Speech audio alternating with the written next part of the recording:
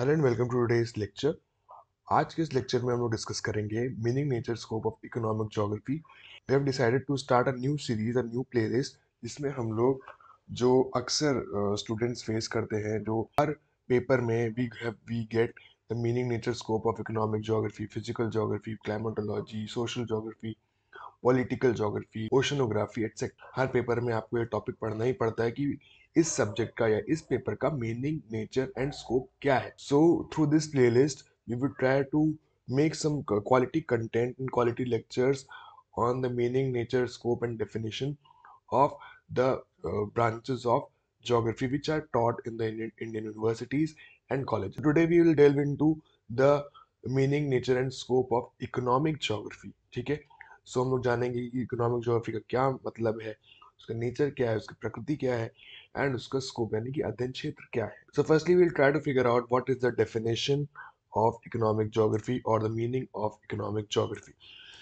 So Zimmerman एक बहुत important figure है इकोनॉमिक ज्योग्राफी के डेवलपमेंट में, एंड जिमरमैन का नाम जरूर जरूर आएगा अगर हम लोग इकोनॉमिक ज्योग्राफी की बात करेंगे। So economic geography, according to Zimmerman 1951, deals with the economic life of man with relation to environment. एक सिंपल डेफिनेशन जिमरमैन ने दी थी कि जो इंसान की, जो ह्यूमन की इकोनॉमिक लाइफ है, इकोनॉमिक लाइफ मतलब related to income, related to money, related to savings, investment, consumption, trade, जो everything that is related to money, ठीक है, वो इकोनॉमिक लाइफ से परटेन करता है। So anything which deals with the economic life of man and how the economic life of man is related to the environment, पर्यावरण से कैसे वो linked है, that is the subject matter of economic geography as per Zimmerman in 1951. Next definition is given by Thomson in 1968. Economic geography is an inquiry into production, exchange and consumption of goods by people in different areas of the world. Simply देखिए, economics में तो हम लोग ये सब पढ़ते ही हैं कि प्रोडक्शन पे क्या इफेक्ट पड़ रहा है, प्रोडक्शन किस पे डिटरमाइन कर रहा है, इन्वेस्टमेंट किस पे डिटरमाइन कर रहा है, एक्सचेंज कैसे हो रहा है, कंजम्पशन कैसे, पैटर्न कैसे। बट इकोनॉमिक ज्योग्राफी का क्या निशे है कि what what are the patterns of this kind of economic activities around the world. ठीक है, कि लोग जो प्रोडक्शन कर रहे हैं या जो एक्सचेंज हो रहा है या कंजम्पशन ऑफ गुड्स हो रहा है अकॉर्डिंग टू थॉमन, ये अलग अलग दुनिया में कैसे हो रहा है, उसके उसके अंदर की एक इंक्वायरी है। Next definition was given by Stamp, that is L D Stamp, एक बहुत इंपॉर्टेंट ज्योग्राफर हुए थे। Economic geography involves consideration of geographical and other factors which influence man's productivity, but only in limited depths so far as they are connected to production and trade. Stamp, L D Stamp ने ये बोला था कि economic geography क्या है, ये जो है ज्योग्राफिकल या उससे रिलेटेड फैक्टर्स को स्टडी करता है। ऐसे फैक्टर्स, ऐसे ज्योग्राफिकल फैक्टर्स जो मैन की प्रोडक्टिविटी को इन्फ्लुएंस करे, कि मैन कितना काम कर रहा है, मैन कितना कमा सकता है, एवरी एस्पेक्ट अबाउट प्रोडक्टिविटी।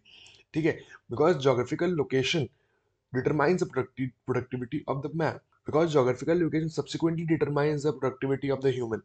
ठीक है, इंसान जिस ज्योग्राफिकल एनवायरनमेंट में रह रहा है, उस एनवायरनमेंट का इफेक्ट उसकी प्रोडक्टिविटी पे पड़ता ही पड़ता है। ठीक, चाहे वो पहाड़ पे हो तो अलग प्रोडक्टिविटी होगी, कोस्टल एरियाज में तो अलग प्रोडक्टिविटी होगी। सो सिमिलरली एलडी स्टैम्प ने क्या बोला था कि वो फैक्टर्स को स्टडी करना, उनको उनको कंसिडर करना जो कि इंसान की प्रोडक्टिविटी को इन्फ्लुएंस कर रहा है, but only in limited depths. और प्रोडक्टिविटी के भी उन एलिमेंट्स को स्टडी करना है जो कि प्रोडक्शन और ट्रेड से कनेक्टेड है। ठीक है, ऐसे फैक्टर्स, ऐसे प्रोडक्टिविटी के फैक्टर्स जो कि प्रोडक्शन और ट्रेड को डिटरमाइन करते हैं, उनको स्टडी करना है। So next definition was given by Huntington in 1940। It's also a very important definition. Huntington, Ellsworth Huntington क्या बोलते हैं, economic geography deals with distribution of all sorts of materials, resources, activities, institutions, customs, capacities, and types of ability that play a part in the work of getting a living. So Huntington ने कुछ चीजें specific कर दी थी, ठीक है, but एक term बहुत common था, distribution. Geography is all about the distribution. Geography is all about the pattern. Geography is all about the density. ठीक है, किस चीज कैसे डिस्ट्रीब्यूटेड है अलग अलग एरियाज में, क्या उसका डिस्पर्जन है, क्या उसका पैटर्न है, क्या उसका डेविएशन है। So geography is all about these things. ठीक है, स्पेशल अरेंजमेंट देखना। सो बेसिकली इकोनॉमिक ज्योग्राफी क्या डील करेगी, जितने भी मटेरियल रिसोर्सेज हैं, the resources that are useful to man activities of humans, institutions, customs और जितनी भी कैपेसिटीज और एबिलिटीज जो है जो कि ह्यूमन लाइफ में मतलब ह्यूमन की इकोनॉमिक एक्टिविटीज को या ह्यूमन की लाइफस्टाइल को अफेक्ट करते हैं। इसमें क्या लिखा है, play a part in the work of getting a living. Getting a living मतलब इकोनॉमिक एक्टिविटीज, ऐसी एक्टिविटीज जिसको जिसको इंसान करके पैसा कमाता है, ठीक है, रोजी रोटी कमाता है। उन फैक्टर्स को कैसे ज्योग्राफी डिटरमाइन करती है और उनका डिस्ट्रीब्यूशन क्या है ग्लोब पे, उसको स्टडी करना इकोनॉमिक ज्योग्राफी का काम है। ये बात की थी एल्सवर्थ हंटिंगटन। अब यहाँ पर दो फिगर्स हैं, दो फ्लो चार्ट्स जिनको अपने आंसर्स में बना सकते हैं। पहला है, यहाँ पर हम बात करते हैं, पूरा एक ब्लू फिगर है, ब्लू ब्लॉक बॉक्स है जिसमें इन्वायरमेंट लिखा हुआ है। उसके अंदर एक सब बॉक्स है जिसमें एक स्किन कलर का, दैट इज रिटन उसमें इकोनॉमी। इकोनॉमी के तीन एलिमेंट्स होते हैं, कंजम्पशन, प्रोडक्शन और एक्यूमुलेशन। कंजम्पशन से फिर एक्यूमुलेशन होता है और एक्यूमुलेशन से फिर कंजम्पशन होता है। ये एक साइक्लिक प्रोसेस है। अब इकोनॉमी के जो एलिमेंट्स हैं वो और इन्वायरमेंट कैसे रिलेटेड है। इन्वायरमेंट जो है वो इनपुट्स देता है इकोनॉमी में। इकोनॉमी को चलने के लिए जो रॉ मटेरियल चाहिए, जो रिसोर्सेज चाहिए, वो हमें कहाँ से मिल रहे हैं, इन्वायरमेंट से मिल रहे हैं। और इन हैंड जो इकोनॉमी है, इकोनॉमी जो है वो इन्वायरमेंट को रेसिडुअल्स दे रही है। रेसिडुअल्स मतलब जो चीजें बच रही हैं, that are not useful to us, ठीक है। सो बेसिकली ये डायग्राम क्या दिखा रहा है कि environment, how environment gives input to economy and how economy gives residuals back to the environment. The next figure if we see, यहाँ पर एक बड़ा सा सर्किल है, इसके बाहर इन्वायरमेंट सिस्टम लिखा हुआ है। That means this big circle is representing the environment system. Environment system के अंदर ही हमारी क्या है, इकोनॉमी। एंड इकोनॉमी में दो एलिमेंट्स हैं, firms and house holds. Firms मतलब जो कि प्रोडक्शन कर रहे हैं और हाउस होल्ड्स मतलब जो कि कंजम्पशन कर रहे हैं। अब यहाँ पर क्या बात करते हैं कि इन्वायरमेंट सिस्टम क्या दे रहा है इकोनॉमी को, इट प्रोवाइड्स लाइफ सपोर्ट, ठीक है। इन्वायरमेंट ही तो सब हमको लाइफ सपोर्ट दे रहा है। Secondly, it supply the resources, जो इनपुट्स हैं, जो इनपुट्स मिलते हैं वो हमें कहाँ मिलते हैं, कोई भी फैक्ट्री लगा दे, कोई भी फर्म लगा दे, तो रॉ मटेरियल है, वो रिसोर्स हमें कहाँ से मिल रहा है, we are getting from the environment. फिर वेस्ट एब्जॉर्प्शन, लोकल, रीजनल और ग्लोबल लेवल पे भी वेस्ट एब्जॉर्प्शन जो है वो इकोनॉमी को कंट्रीब्यूट करता है। नेक्स्ट, एम्यूनिटीज, जो इन्वायरमेंट है वो जो इकोनॉमी को बहुत सारी एम्यूनिटीज, बहुत सारी सुख सुविधाएं देता है, ठीक है। बट इकोनॉमी क्या कर रहा है, on the other hand it impacts the biodiversity of the environment. जो इकोनॉमी है, इकोनॉमी जो फर्म्स और हाउस होल्ड्स हैं, दोनों मिलकर क्या कर रहे हैं, they are impacting the biodiversity in the form of global warming, climate change, pollution and etcetera. सो कुल मिलाकर के इन्वायरमेंट और इकोनॉमी कैसे लिंक्ड है, मतलब ज्योग्राफी और इन्वायरमेंट और इकोनॉमी कैसे, environment is also part of geography, ठीक है। सो इन्वायरमेंट और ज्योग्राफी कैसे लिंक्ड है, जो हमारे सराउंडिंग्स है, जो हमारी ज्योग्राफी है, वो कैसे लिंक्ड है आपस में, वो ये दो फिगर्स बताते हैं। अब सेकंड कॉन्सेप्ट है प्लेस ऑफ इकोनॉमिक ज्योग्राफी। अब जैसे कि हम लोग ने पहले की वीडियोस में देखा है और आपने पहले से ही पढ़ते आ रहे हैं कि geography is divided into two parts, that is the systematic geography and the regional geography. Now this economic geography has its place in the systematic geography. Systematic geography क्या है, एक सिस्टम से किसी चीज को पढ़ना। जैसे हमारा सब्जेक्ट है ज्योग्राफी, तो उसके लॉज, उसके थ्योरी, उसके मॉडल्स, उसके इलस्ट्रेशंस हम लोग एक सिस्टमैटिक तरीके से पढ़ते हैं, ठीक है। तो वो एक हमारा पार्ट है सिस्टमैटिक ज्योग्राफी का। अब इन्हीं चीजों को, जैसे हमने कोई भी एक थ्योरी पढ़ी, ठीक है, अब उस थ्योरी को हमने किसी रीजन पे लगा दिया, that is an applied part, that comes under the regional geography. So place of economic geography has place in the systematic geography. Systematic approach से इसको हम लोग पढ़ते हैं। अब सिस्टमैटिक ज्योग्राफी चार पार्ट्स में डिवाइडेड है, physical, principles and philosophy, methods and techniques and human part.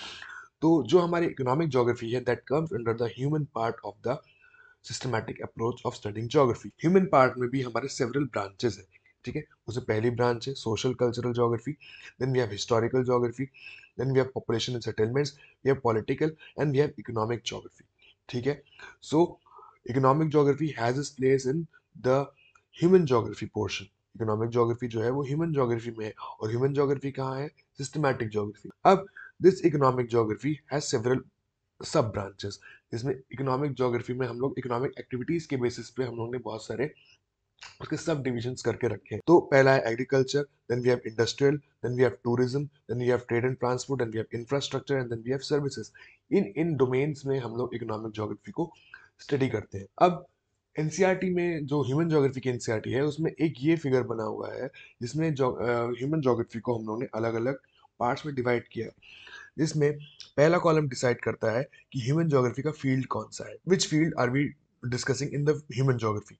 अब उस फील्ड के सब फील्ड्स क्या हैं वो सेकंड कॉलम में दिख रहे हैं, और थर्ड कॉलम में उन सब फील्ड्स का क्या अदर सोशल साइंस के डिसिप्लिन्स में जो उनके सिस्टर डिसिप्लिन है उनसे क्या इंटरफेस है। पहला है social geography, then is urban geography, then is political geography, population geography, settlement geography, last is economic geography.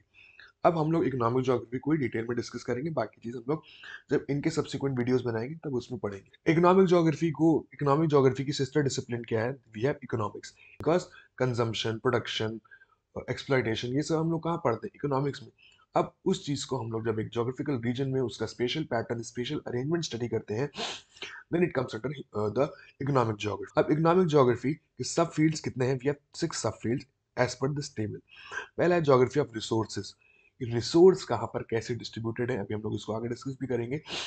Resources जो है हमारी, चाहे वो नेचुरल हो चाहे वो ह्यूमन हो, वो कैसे, किस पैटर्न पे, किस बेसिस पे डिस्ट्रीब्यूशन उनका दिख रहा है हमको हमारे अर्थ पे, और इसका सिस्टर डिसिप्लिन है resource economics. Next is agricultural geography या ज्योग्राफी ऑफ एग्रीकल्चर, कि एग्रीकल्चर एक्टिविटीज को कैसे हमारा ज्योग्राफी डिटरमाइन कर रहा है। ठीक है, एक पर्टिकुलर एरिया जैसे जहाँ पर बारिश कम हो रही है तो वहाँ पर एग्रीकल्चरल पैटर्न डिफरेंट होगा, बट अगर कहीं पर बारिश ज्यादा हो रही है तो वहाँ पर एग्रीकल्चर पैटर्न डिफरेंट होगा। इन केस अगर हम लोग इरिगेशन को साइड में कर दें, ठीक है, इंडिया की अगर बात कर ले तो ईस्टर्न पार्ट ऑफ इंडिया में आप देखोगे तो वहाँ पर बारिश ज्यादा होती है, तो we have the paddy cultivation more dominate in that area. But green revolution आने से पहले Punjab, Haryana, UP, west UP के साइड में ज्यादातर वीट की खेती होती थी, बिकॉज वहाँ पर बारिश कम हो रही है। But after the green revolution जब इरिगेशन फैसिलिटीज आ गई तो वहाँ पर ही पैडी की खेती होने लगी। अब उसकी छोड़ दो, राजस्थान की बात करते हैं या एमपी की बात करते हैं या सदर्न यूपी की बात करते हैं, वहां पर भी क्या है, वहां पर वो भी एरिड रीजन है, तो वहां पर मोटे अनाज, मिलेट्स की खेती ज्यादा होती है। So how does the agricultural pattern is influenced by the geography of that place, तो that comes under geography of agriculture, और इसकी सिस्टर डिसिप्लिन क्या है? Agriculture sciences. Next is geography of industries.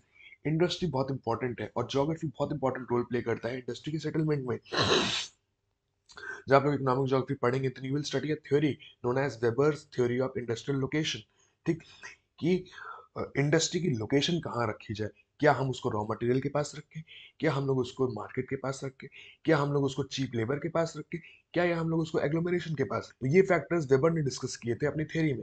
तो ये सब चीजें कैसे ज्योग्राफी डिटरमाइन कर रही है for the location of an industry, that comes under the geography of industry. Then geography of marketing. Geography of marketing is also an interesting field कि इसमें लोग मार्केटिंग पैटर्न्स देखते हैं कि कैसे ज्योग्राफी, एक पर्टिकुलर एरिया का ज्योग्राफी, एक पर्टिकुलर एरिया का स्पेस कैसे वहाँ के मार्केटिंग स्ट्रेटजीज को डिटरमाइन कर रहा है।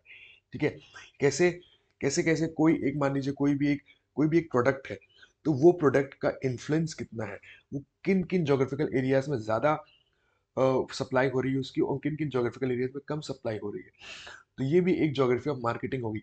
रिसेंटली जब से जीआईएस जीपीएस स्टार्ट हुआ है तो मार्केटिंग में ज्योग्राफी बहुत यूज होने लगी, जीआईएस यूज होने लगा है, जीपीएस यूज होने लगा है। इसका sister discipline business studies, economics and commerce है। नेक्स्ट एक ज्योग्राफी ऑफ टूरिज्म, बहुत इंपॉर्टेंट है। It's sister discipline is tourism and travel management. Geography of tourism मतलब कि कैसे ना कैसे जो हमारा टूरिज्म है उसको ज्योग्राफी डिटरमाइन कर ही रही है। ठीक है, अगर हमारे अच्छे लैंडस्केप्स हैं, हिमालयाज हैं, माउंटेन्स हैं, तो हम टूरिज्म एक्टिविटीज ज़्यादा है, कोस्टल एरियाज में टूरिज्म एक्टिविटीज ज़्यादा है।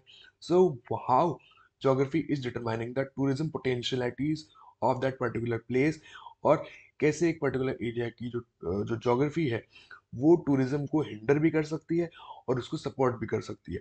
तो कैसे geography influences the tourism activities is particularly studied in geography of tourism. Next is geography of international trade, जिसका सिस्टर डिसिप्लिन है international trade. So how the geographies, इसमें जियोपॉलिटिक्स भी आ जाता है। ठीक है, so how geographies of particular areas या जो रीजनल ज्योग्राफीज हैं, जो रीजनल ब्लॉक्स हैं, वो कैसे इंटरनेशनल ट्रेड को इन्फ्लुएंस कर रहे हैं, उसके पैटर्न को, उसकी डेंसिटी को। सो जैसे कि ओपेक एरिया जो मिडिल ईस्ट कंट्रीज है उनकी ज्योग्राफी के हिसाब से वहां पर पेट्रोलियम प्रोडक्ट ज्यादा है, उनके पास पानी नहीं है। ठीक, और जो अदर कंट्री से इंडिया के पास है, इंडिया के पास पानी भी सफिशिएंट है बट पेट्रोल नहीं है। तो this is determined by what? Geography. So how this geography is determining international trade.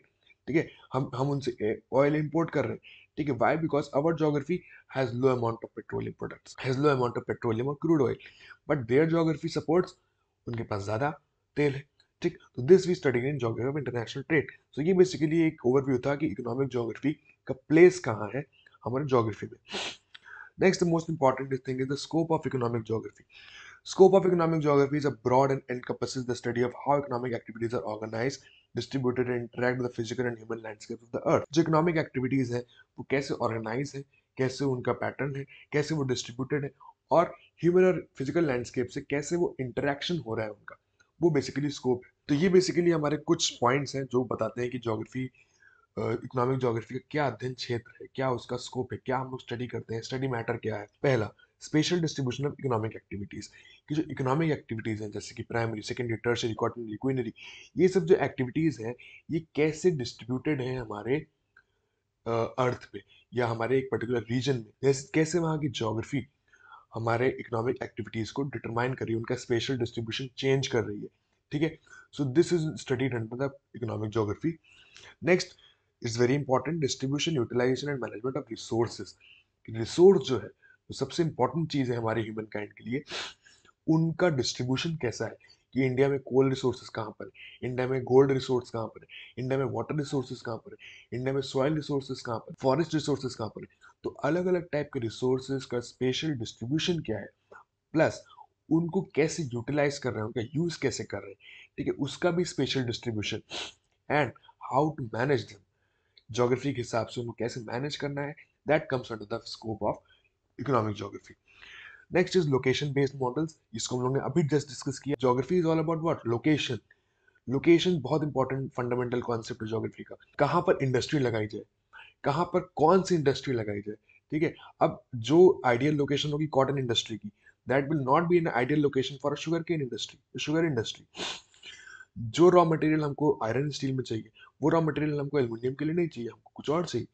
तो इन सब इंडस्ट्रीज की लोकेशन कहाँ पर लगाई जाए, उनकी ज्योग्राफिकल लोकेशन कहाँ होनी चाहिए, या फिर एग्रीकल्चर के जो लोकेशन है, एग्रीकल्चर का जो शिफ्टिंग पैटर्न है, जैसे वॉन थ्योरी ने थ्योरी दी थी एग्रीकल्चरल लोकेशन की, वेबर ने अपनी इंडस्ट्रियल लोकेशन की थ्योरी दी थी, क्रिस्टोलर ने सेंट्रल प्लेस थ्योरी दी थी, लॉस ने इंडस्ट्रियल मॉडल दिया था।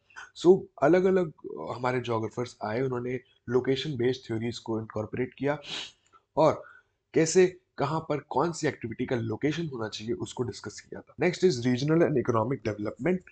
डेवलपमेंट बहुत इंपॉर्टेंट है, हर सब्जेक्ट का एक ही सब्जेक्ट मैटर होता है, बिकॉज अल्टीमेटली हम क्यों पढ़ रहे हैं कोई subject, for the betterment of the society, for the betterment of the economy, and for the betterment of the ultimately people. So region, एक पर्टिकुलर रीजन, अगर हम लोग इकोनॉमिक ज्योग्राफी पढ़ रहे हैं, उस एरियाज में रिसोर्सेज पढ़ रहे हैं कहाँ पर है, उस एरियाज में इकोनॉमिक एक्टिविटीज पढ़ रहे हैं, तो अल्टीमेटली हमारा एम होगा कि उस एरिया का रीजनल और इकोनॉमिक डेवलपमेंट हो, और जो अभी डेवलपमेंट हुआ है उसको भी स्टडी करना है, और फ्यूचर प्रोस्पेक्ट्स भी देने हैं, और उसके प्रॉब्लम्स भी देने हैं। Next is sustainable and inclusive development.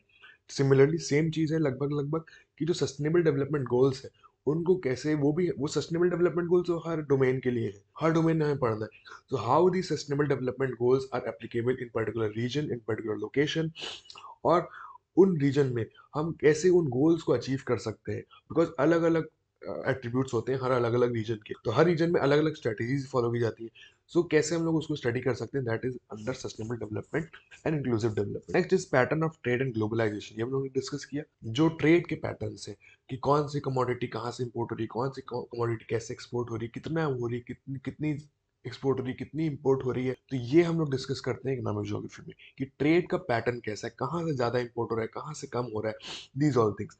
और ग्लोबलाइजेशन का प्रोसेस भी हम लोग इकोनॉमिक ज्योग्राफी में पढ़ते हैं। नेक्स्ट इज इकोनॉमिक डिफरेंसेस, कि जो ह्यूमंस में, जो कम्युनिटीज में इकोनॉमिक डिफरेंसेस हैं, कोई गरीब कोई अमीर, तो ये इकोनॉमिक डिफरेंसेस कैसे हैं, और कैसे ज्योग्राफी उस पर्टिकुलर एरिया को डिटरमाइन कर रही है उन इकोनॉमिक डिफरेंसेस को। Next, cause and consequences of unevenness in the world economy. ये बहुत ही इंपॉर्टेंट है कि जो वर्ल्ड इकोनॉमी है, जो देश विश्व भर की इकोनॉमी है, अर्थव्यवस्था है, उसमें जो अनइवननेस है, जो असमानता है, उसका क्या कॉज है, क्यों है, and how geography is affecting that thing. ठीक है, क्यों असमानता है, उसका क्या कॉज है, और उससे क्या होगा, उसके कॉन्सिक्वेंसेस क्या है, उसको भी हम लोग इकोनॉमिक ज्योग्राफी में स्टडी करते हैं। Next is interscalar economic relationships. It's a very important and a dynamic thing. Scale is also a very fundamental concept of geography. कि अलग अलग स्केल पे क्या इकोनॉमिक रिलेशनशिप्स बैठ रहे हैं। जैसे फॉर एग्जांपल, एक रूरल एरिया है और एक अर्बन एरिया है। ये एक रूरल एरिया हमारा अलग स्केल है, अर्बन एरिया हमारा अलग स्केल का है। रूरल एरिया और अर्बन एरिया में क्या इकोनॉमिक रिलेशनशिप्स है। सिमिलरली, मान लीजिए एक अर्बन एरिया है और एक पूरा रीजन है, मान लीजिए एक सिटी है और उसका स्टेट राज्य है, तो अब ये अलग अलग स्केल हो गया ना। सिटी हमारा जो हो गया वो थोड़ा छोटे स्केल पे हो गया। स्केल मतलब वो वाला स्केल नहीं जो मैप पे लगाते हैं, स्केल मतलब एक इंटेंसिटी टाइप वाला। कि जो हमारा अर्बन एरिया है वो छोटे स्केल पे है और एक रीजन वो ज्यादा बड़े स्केल पे। तो इन दोनों में कैसे इकोनॉमिक इंटरेक्शंस हो रहे हैं, ठीक है, या कैसे इकोनॉमिक रिलेशनशिप्स है, कौन सी चीजें वो शहर से एक गांव में जा रही हैं, कौन सी चीजें वो गांव से शहर में जा रही हैं, कौन सी चीजें एक शहर से दूसरे देश के शहर में जा रही हैं। तो अलग अलग स्केल्स पे कैसे रिलेशनशिप्स वैरी कर रहे हैं वो भी हम लोग स्कोप में पढ़ते, इकोनॉमिक ज्योग्राफी में पढ़ते हैं। And last is distinctiveness and disparities across places. अलग अलग स्पेसेस में जो जो इकोनॉमिक चीजें हैं वो कैसे अलग है, वो कैसे विभिन्न है, भिन्न है। इंडिया की अगर बात करें तो इंडिया में जो 5 शहर की अगर हम लोग बात छोड़ दें, जैसे जो 5 हमारे मेगा सिटीज हैं, दिल्ली, मुंबई, कोलकाता, बेंगलोर और चेन्नई, ये बहुत डेवलप्ड है, यहाँ का अर्बनिज्म का अलग लेवल है, ठीक है। बट इन्हीं के ऑपोजिट बहुत सारे एरिया इंडिया में ऐसे भी हैं जो बहुत पिछड़े हुए हैं। वाई दे आर डिस्टिंक्ट, क्यों इन सब सिटीज या सिटीज को या कुछ ऐसे एरियाज हैं जिनको इकोनॉमिकली डिस्टिंक्ट बनाता है, अलग बनाता है, और क्यों ऐसे जो हमारे कुछ एरियाज हैं जिसमें डेवलपमेंट नहीं हो पाया है या वो अलग रहे। यूपी की अगर बात करें तो यूपी में जो वेस्ट यूपी वाला पोर्शन है वो ज्यादा डेवलप हो गया। कैपिटल सिटी है लखनऊ, गोरखपुर, जो सिटीज हैं ये सब, वाराणसी, ये सब ज्यादा डेवलप हो गई। बट उसी यूपी राज्य में जो बुंदेलखंड का रीजन है, जो ईस्ट यूपी के कुछ district, they are not develop up to the mark. So this is what we study in economic geography, कि regional distinctiveness and regional disparity. तो ये बेसिकली था स्कोप ऑफ इकोनॉमिक ज्योग्राफी। अब आते हैं nature of economic geography. Nature of economic geography में हम लोग छह चीजें बोलेंगे।